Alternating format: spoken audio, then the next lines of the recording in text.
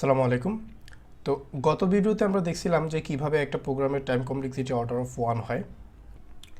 তো আজকে আমরা দেখব যে একটা প্রোগ্রামের কমপ্লেক্সিটি কিভাবে অর্ডার অফ n হয়, তারপর আরেকটা প্রোগ্রামের কমপ্লেক্সিটি কিভাবে অর্ডার অফ n স্কয়ার হয়, দেন হচ্ছে একটা প্রোগ্রামের কমপ্লেক্সিটি কিভাবে অর্ডার অফ n কিউব হয়। তো আমরা প্রত্যেকটাই দেখব এবং আমরা প্রোগ্রাম অ্যানালাইসিস করে দেখব যে কমপ্লেক্সিটি কীভাবে বের করতে হয়। তো আমরা মূলত আজকে এই তিনটেই দেখব, তিনটা প্রোগ্রামের মাধ্যমে এই তিনটা জিনিস একটু বোঝার চেষ্টা করব। ওকে, সো আমরা প্রথমে দেখব একটা প্রোগ্রামের কমপ্লেক্সিটি কীভাবে অর্ডার অফ n হয়। আচ্ছা, তো আমরা এই প্রোগ্রামটা একটু লক্ষ্য করি। এটা একটা C++ প্রোগ্রাম। তো এখানে আলটিমেটলি কী হইতেছে, আমরা যদি দেখি যে এই জায়গাটাতে প্রথমে আমাদের প্রোগ্রামটা শুরু হয়েছে এখান থেকে, তাই না? তার মানে আমরা একটা ইন্টিজার n ডিক্লেয়ার করছি। ওকে, ইন্টিজার n ডিক্লেয়ার করছি। দেন হচ্ছে আমরা nটাকে ইনপুট নিচ্ছি ইউজার থেকে। দেন আমরা n এর মানটা ইউজার থেকে ইনপুট নিলাম। এরপর একটা ভেরিয়েবল যেখানে আমরা শূন্য স্টোর করতেছি, অর্থাৎ একটা ভেরিয়েবল নিয়েছি যেখানে হচ্ছে ইনিশিয়াল মান আমরা শূন্য রাখছি। তারপরে আমরা একটা ফর লুপ চালাইছি যেটা 1 থেকে আমাদের n পর্যন্ত চলবে। 1 থেকে আমরা যে মানটা দিব ইউজার থেকে ওইটা পর্যন্ত চলবে। সাপোজ আমরা যদি 5 দিই, তার মানে হচ্ছে আমাদের লুপটা 1 থেকে এক থেকে n পর্যন্ত চলবে। লুপটা 5 বার চলবে, মানে আলটিমেটলি যে এই লুপটা চলবে 1 থেকে n পর্যন্ত। অর্থাৎ এই লুপের ভিতরে যেই আমাদের অপারেশন আছে, এই অপারেশনটা আসলে এই লুপটা যতবার চলবে ততবার হবে, তাই না? সো আমরা n এর মান যদি 5 দিই, তার মানে হচ্ছে এটা 5 বার। আমাদের এখানে কি করতেছি, সাম প্লাস ইকুয়াল i, অর্থাৎ সামের সাথে আমাদের i এর মানটাকে, সামের আগের মানের সাথে আমাদের যে i এর মান আছে সেটা যোগ করে রাখতেছি। সো আমরা এটা বুঝতে পারলাম। দেন হচ্ছে আমরা সামটাকে প্রিন্ট করতেছি।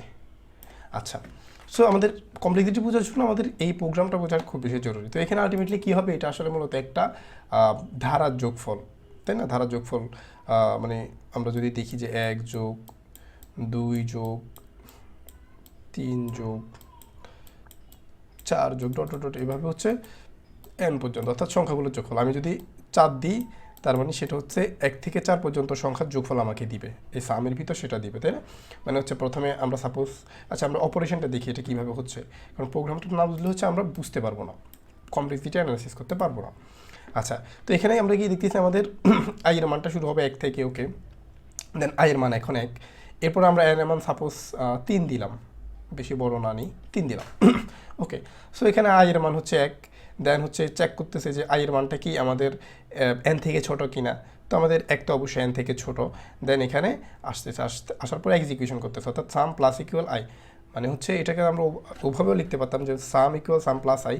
তো আমি সংক্ষেপে লিখলাম আর কি, সাম প্লাস ইকুয়াল i মানে হচ্ছে আগে যে সাম ছিল, মানে আগে সাম কত স্টোর হয়েছিল, 0।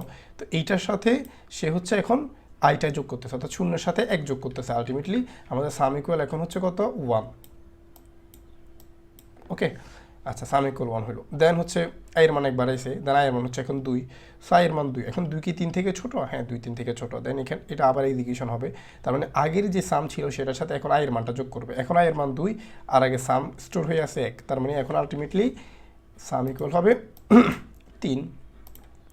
ওকে, দেন হচ্ছে আবার 1 বাড়াইলো, দেন হচ্ছে 3। তো 3 থেকে ছোট না, বাট সমান। দেন তার মানে শত ট্রু হয়েছে। দেন হচ্ছে সামের আগের মানের সাথে এখন আয়ের মানটা যোগ করবে। আয়ের মান এখন 3 আর আগে ছিল 3, তার মানে আমাদের আলটিমেটলি সাম হবে কত, এখন আমাদের সাম হচ্ছে 6। দেন আবার 1 বাড়াইছে, তখন এটা 4 হয়ে গেছে, দেন শর্ত ট্রু হইলো না। তার মানে আলটিমেটলি আমরা সামের ভিতর 6 পাচ্ছি, যেটা আমরা প্রিন্ট করতেছি। তো 1 থেকে 3 এর যোগফল কিন্তু আমরা জানি 6, তাই না? এই যে 2 3 3 আর 3 6। সো এটা হচ্ছে আমরা যেই মানটা আমরা 3 ইনপুট দিয়েছি, দেন ওই 1 থেকে ওই সংখ্যা পর্যন্ত আমাদেরকে যোগফল করে দিচ্ছে। এবার এই জায়গাটাতে আমরা যাই দিই না কেন, আমরা যদি 10 দিই 1 থেকে 10 পর্যন্ত আমাদের যোগফল দিবে। তো আশা করছি আপনার প্রোগ্রামটা বুঝতে পারছেন। এখন আমরা একটু কমপ্লেক্সিটি অ্যানালাইসিস করি যে এটা কমপ্লেক্সিটি আসলে কী হয়। সো আমরা এখানে দেখি যে প্রথমে আমরা একটা অপারেশন করতেছি, কি এটা হচ্ছে কি একটা অ্যাসাইনমেন্ট অপারেশন, তাই না? মানে অ্যাসাইনমেন্ট অপারেশন হচ্ছে কি জাস্ট এখানে সামের ভিতরে একটা মানকে স্টোর করে রাখতেছি। তো এটা হচ্ছে অর্ডার অফ 1। ওকে, এটা নিয়ে আমাদের এত মাথা ব্যথা নেই, এটা সিম্পলি বুঝতে পারতেছি। এখন আসি মূল জায়গাটাতে, যে এই জায়গাটাতে কী হইতেছে মূলত, যে যদি আমাদের অপারেশন ইনপুটের মানের উপর নির্ভর করে, আমাদের ইনপুটের মান যা দিব আমাদের অপারেশন সংখ্যা যদি তা হয় আমরা সেটাকে বলতে পারি সেটা হচ্ছে অর্ডার অফ এন। তো এটা কীভাবে হয় এটা আমরা একটু দেখি যে আমাদের এখানে লুপটা 1 থেকে শুরু হয়েছে, ওকে, দেন এটা এন পর্যন্ত চলতেছে, তাই না? এন পর্যন্ত চলার মানেটা কি আসলে? মানেটা হচ্ছে যে আমাদের ভিতরে যে অপারেশন আছে সেটা হচ্ছে আমাদের এন পর্যন্ত চলবে 1 থেকে। তো আমরা এন এর মান যদি 10 দিই, তার মানে এন এর মান যদি আমরা 10 দিই, ওকে 10 দিলাম, তার মানে এটা দ্বারা আমরা কি বুঝলাম যে আমাদের ভিতরে যে এক্সিকিউশন আছে, ফর লুপের ভিতরে যে অপারেশন আছে সেটা 10 বার চলবে। আমরা যদি 5 দিই তার মানে এটা 5 বার চলবে। আমরা যদি 100 দিই সেটা 100 বার চলবে। আলটিমেটলি আমরা ইনপুট যা দিচ্ছি ইনপুটের মানের উপর আমার অপারেশনটা ভ্যারি করতেছে, আমাদের ইনপুটের মান যা অপারেশন তা। তো এই জন্য আমরা বলতে পারি যে এই অংশটার কমপ্লেক্সিটি হচ্ছে এই এতটুকুনের কমপ্লেক্সিটি হচ্ছে আমাদের অর্ডার অফ এন। সো এটা গেল, দেন হচ্ছে এখানে আমরা জাস্ট প্রিন্ট করতেছি, তো এখানে কোনো অপারেশন নেই। তো তাহলে আমরা কি দেখতেছি এখানে আমাদের পাইলাম order of 1 plus order of N.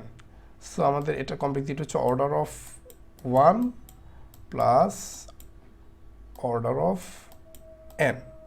আচ্ছা, সো এটা আমরা বুঝলাম। এখন এখানে এটাকে আমরা লিখতে পারি কি অর্ডার অফ এন। এখন প্রশ্ন করতে পারেন যে কীভাবে আমি অর্ডার অফ এন লিখলাম। আচ্ছা, আমাদের কমপ্লেক্সিটির ক্ষেত্রে আমরা যদি দেখি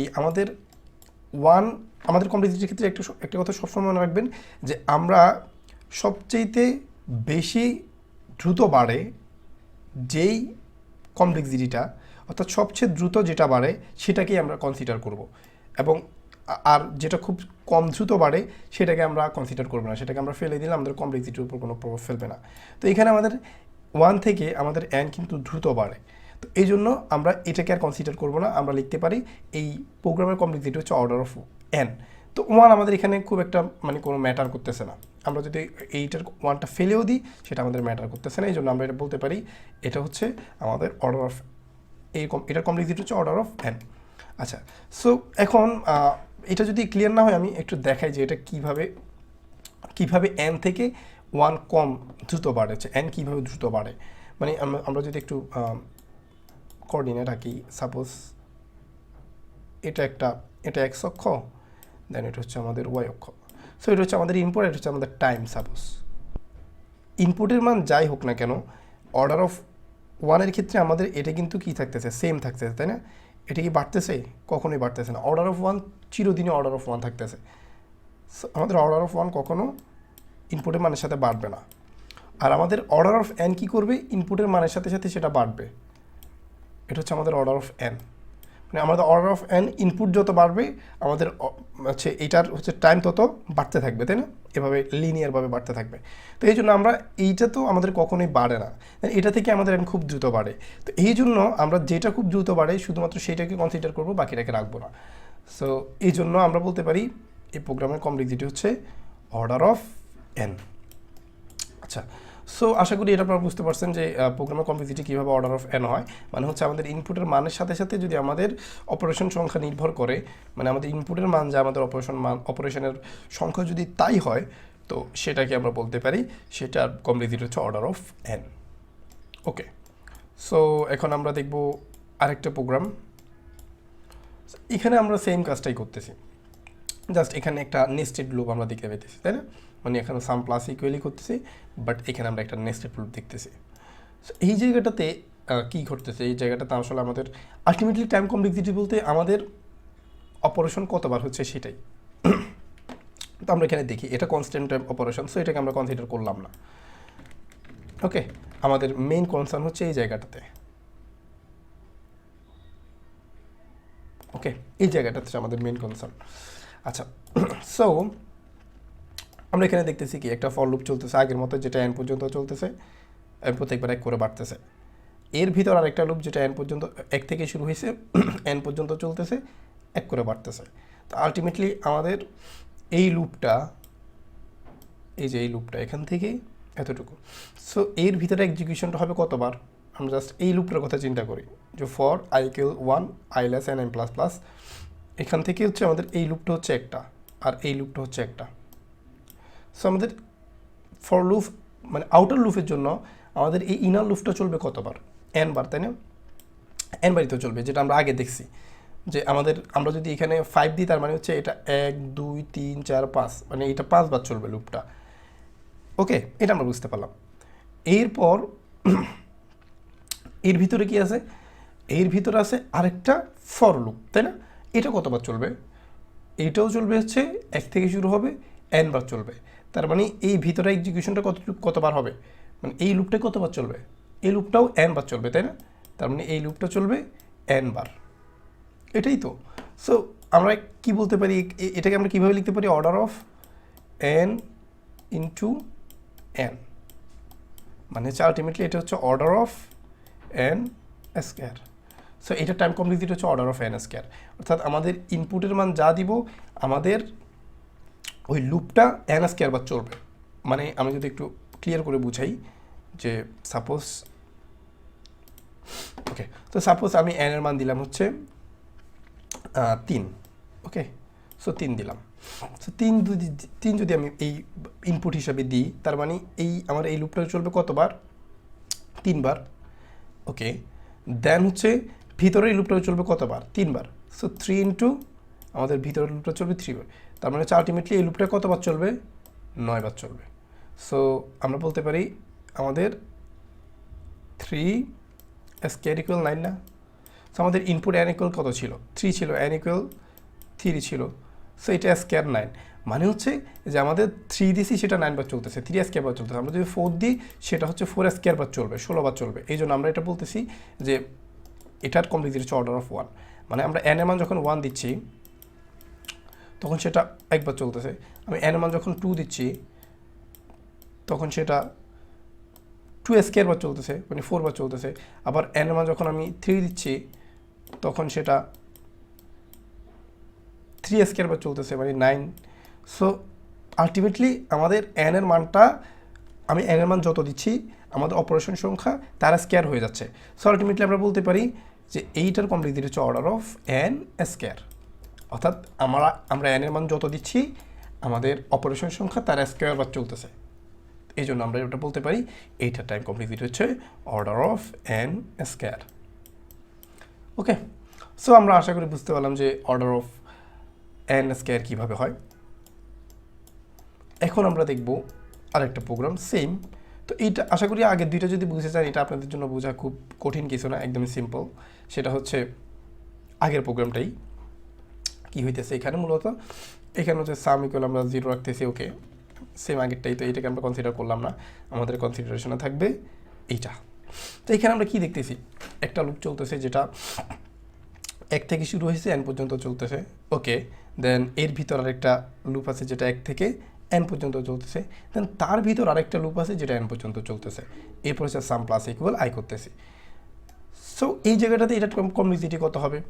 এটা আশা করি আপনারা যারা আগে দুইটা বুঝছেন তারা অলরেডি গেস করে ফেলছেন যে এটার কমপ্লেক্সিটি হবে order of n cube.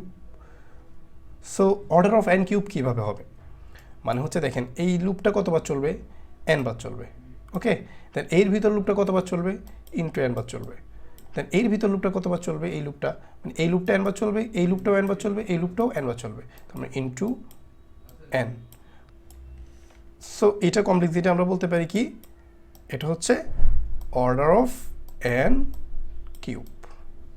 So এটা হচ্ছে আমাদের order of n, order of n square এবং order of n cube. So আশা করি আপনারা বুঝতে পারছেন। যদি না বুঝতে পারেন কয়েকবার দেখেন, আশা করি বুঝে যাবেন।